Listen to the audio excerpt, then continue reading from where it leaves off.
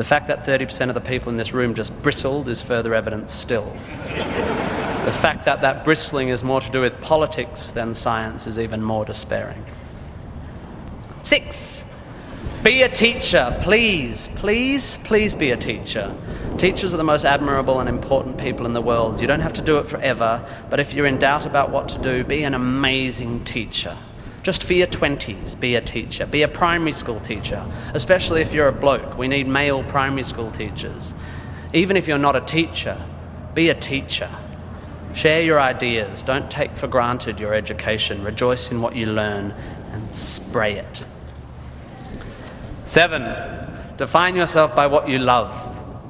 I found myself doing this thing a bit recently where if someone asks me what sort of music I like, I say, well, I don't listen to the radio because pop song lyrics annoy me. Or if someone asks me what food I like, I say, I think truffle oil is overused and slightly obnoxious. And I see it all the time online, people whose idea of being part of a subculture is to hate Coldplay or football or feminists or the Liberal Party.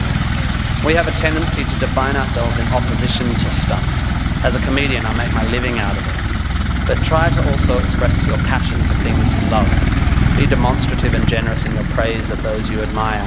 Send thank you cards and give standing ovations. Be pro-stuff, not just anti-stuff. 8, respect people with less power than you. I have in the past made important decisions about people I work with, agents and producers, big decisions, based largely on how they treat the wait staff in the restaurants we're having the meeting in. I don't care if you're the most powerful cat in the room, I will judge you on how you treat the least powerful. So there. 9, finally, don't rush. You don't need to already know what you're going to do with the rest of your life. I'm not saying sit around smoking cones all day, but also don't panic. Most people I know who were sure of their career path at 20 are having midlife crises now. I said at the beginning of this ramble, which is already 3.5 minutes long, that life is meaningless. It was not a flippant assertion. I think it's absurd, the idea of seeking meaning in the set of circumstances that happens to exist after 13.8 billion years worth of unguided events. Leave it to humans to think the universe has a purpose for them. However, I am no nihilist. I'm not even a cynic. I am actually rather romantic. And here's my idea of romance. You will soon be dead. Life will sometimes seem long and tough, and God, it's tiring. And you will sometimes be happy and sometimes sad, and then you'll be old, and then you'll be dead. There is only one sensible thing to do with this empty existence, and that is fill it. Not fill it, fill it. And in my opinion, until I change it, life is best filled by learning as much as you can about as much as you can, taking pride in whatever you're doing, having compassion, sharing ideas, running, being enthusiastic. And then there's love and travel and wine and sex and art and kids and giving and mountain climbing, but you know all that stuff already. It's an incredibly exciting thing, this one meaningless life of yours. Good luck, and thank you for indulging me. Chancellor. Tim Minchin is an Australian musician, composer, songwriter, actor, comedian, and writer.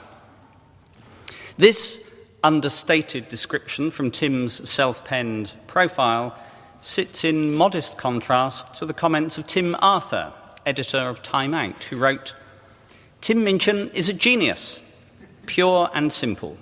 He is to musical comedy what Charles Darwin was to evolution,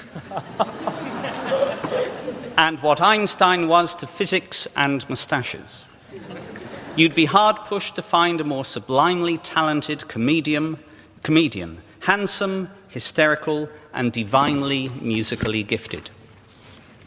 Originally from Perth in WA, Tim, his wife Sarah, and their 2 children now live in London. He's part of a large and close-knit family and has always enjoyed their full support. Tim is an alumnus of Christchurch Grammar School and the University of Western Australia. He graduated from UWA in 1996 with a Bachelor of Arts in English and Theatre. In 1997, he was accepted into the West Australian Academy of Performing Arts, graduating with an Advanced Diploma of Contemporary Music in 1998. Tim tells us that his career as a composer had its origins at Midnight Youth Theatre Company, where he wrote scores for several shows in his late teens. He also worked with WA Youth Theatre Company and wrote music and acted with the University Dramatic Society. He has been performing his unique brand of musical comedy in front of ever-growing audiences since starting out in South Melbourne's Butterfly Club in 2005. He won the Directors' Award at the Melbourne International Comedy Festival for his breakout show Dark Side, and followed this later the same year with one of the most successful debut acts ever at the Edinburgh Fringe, winning the Perrier Award for Best Newcomer. Several awards have followed over the years, most recently the Best Supporting Actor in the 2013 What's on Stage Awards for his role in Jesus Christ Superstar.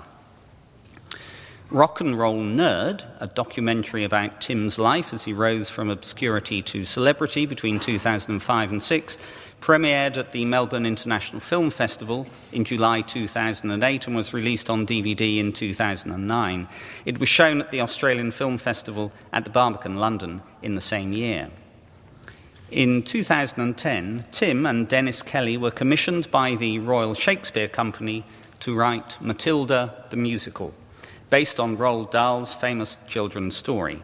The show continues to run in London and New York and has won critical acclaim and a record 7 Olivier Awards.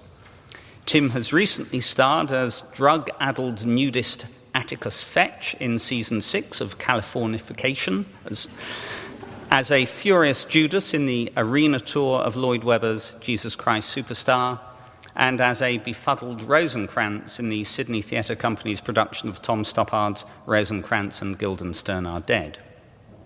He is currently writing a new stage musical and will soon start work on a musical feature film for DreamWorks Animation. Arguably, Tim is the best-known Australian live comedian in the world, having performed as a soloist at the Royal Albert Hall and at New York Town Hall. In Australia, he's performed sell-out shows at the Sydney Opera House, the Brisbane Powerhouse and His Majesty's Theatre Perth, and has performed at the Adelaide Fringe, the Adelaide Cabaret Festival, the Melbourne International Comedy Festival and the Big Laugh Festival in Sydney. Tim has released 4 live comedy albums, 5 DVDs, and his television and radio credits in the UK and Australia and the United States are numerous. His celebrated 9-minute beat poem, Storm, has been animated and premiered in London in October 2010. Made available to all on YouTube the following year, it has recorded in excess of 2 million hits. In 2010, Tim narrated Sean Tan's Oscar-winning film, The Lost Thing, an animated 15-minute short based on the children's book of the same name. Tim is an outspoken advocate of critical thinking, can't read music, as we heard, likes running, and cries if he watches movies on aeroplanes. He's patron of WA Youth Theatre Company, the Prince's Foundation for Children and the Arts, and Roald Dahl's Marvellous Children's Charity. A record of Tim Minchin's achievements would not be complete without this tribute from the Melbourne Age. Simultaneously, an excellent stand-up comedian, a purveyor of physical comedy, an accomplished musician, and a lyricist of diabolical ingenuity. Witty, smart, and unabashedly offensive. Chancellor, it is my privilege to present to you for conferral of the honorary degree of Doctor of Letters, Mr. Tim Minchin.